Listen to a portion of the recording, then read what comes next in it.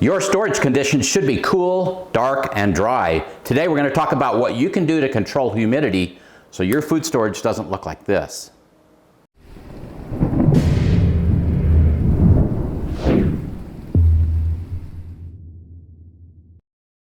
Hey Provident Preppers, I'm Jonathan. And I'm Kylene. We are always talking about how ideal conditions for your food storage are cool, dry, and dark. Well, we've got the dark, we understand that, and the cool, we all struggle with that. But the humidity can be super destructive to your food storage. And we brought up a few items. This can, the beans inside of it are just fine, but humidity can totally rust and damage your number 10 cans. The Mylar is protected really well from humidity, especially because you're gonna have that in a secondary tote to protect it from rodents, right? We always remember that. But let's talk a little bit about that sugar. So I bought this I don't know, a little bit over a year ago for one of our frugal friendly food videos because I needed a display. And then I just put it downstairs on the shelf because I thought, I'll be using it again for another display and I didn't want to repackage it. Well, this thing is super hard because sugar is very hygroscopic and so is salt. Absorbing moisture. Just loves to absorb that moisture. And so this kind of packaging isn't okay for food storage. But then there are things like this. This is just rock salt and it would absorb moisture and this whole container would be ruined, right? And so what we do a lot of times is just put it in a secondary thing that's cheap, like this Ziploc bag. This is not for long-term storage. For long-term, you're gonna wanna go Mylar, but for rock salt that I might have for a year or two, it works just fine. So we need to protect it from that environmental moisture. Another thing that you can do are use desiccant or silica gel packets. Now, there's problems when you're using them in food. So the most important thing that we're trying to do is to store low moisture foods. And we want to put an oxygen absorber in them because that removes the oxygen, which takes care of the insects and prevents oxidation. Some people want to put a desiccant packet in there also to control moisture. Most of the time it's not necessary because if your food is dry and you're packaging it in a dry location, it's just something that you could do, but it's not really necessary. But the oxygen absorber is really necessary. Now, there's a problem when you use both a desiccant and an oxygen absorber because remember, the desiccant removes the moisture, but the oxygen absorber uses a process where iron rusts, and they need that in order for that process to take place, it needs a small amount of moisture to begin that process. And there's plenty in the package, but if you put those two right next to each other, you can make it so that the oxygen absorber doesn't work. So most of the time, personally, we use things like these desiccant packs for like if we're packaging documents or if we're putting something that we want to stay nice and dry, but we don't usually put it in with our food. Generally not. Now, that's about packaging your food storage, but John's gonna talk about how to take care of the moisture in the air so that you don't have a problem at all. So as we talked before, it's pretty easy to see if it's dark or light, and it's mostly easy to see if it's cool or warm, but how do we know when it's dry?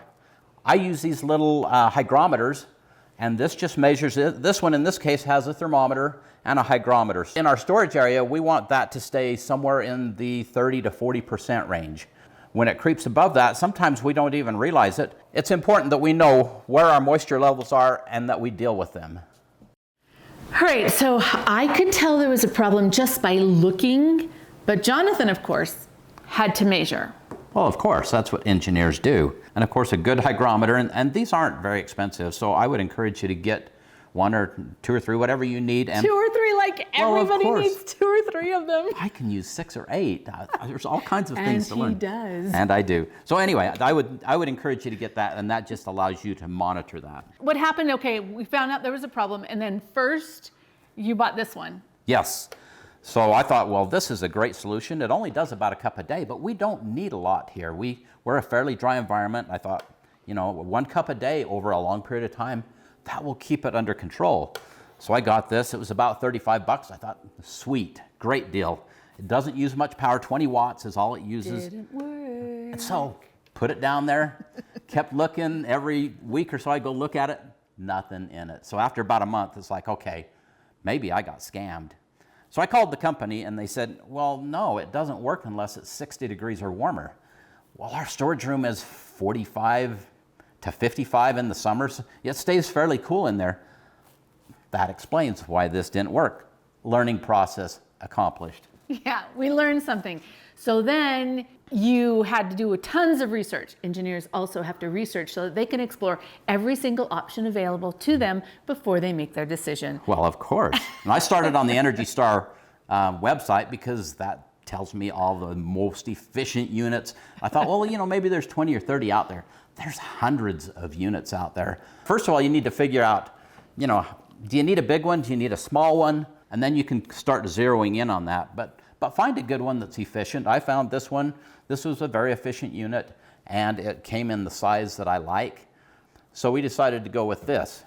Okay, and this one is the smallest. Now, we are actually not necessarily recommending this one. Like you said, there's a lot out there. This is just the one that we happened to decide to purchase, so I don't know that it's the best.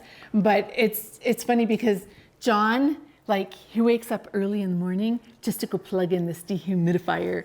Okay, and now show him how it works, how you take it out. Take the water out. All right.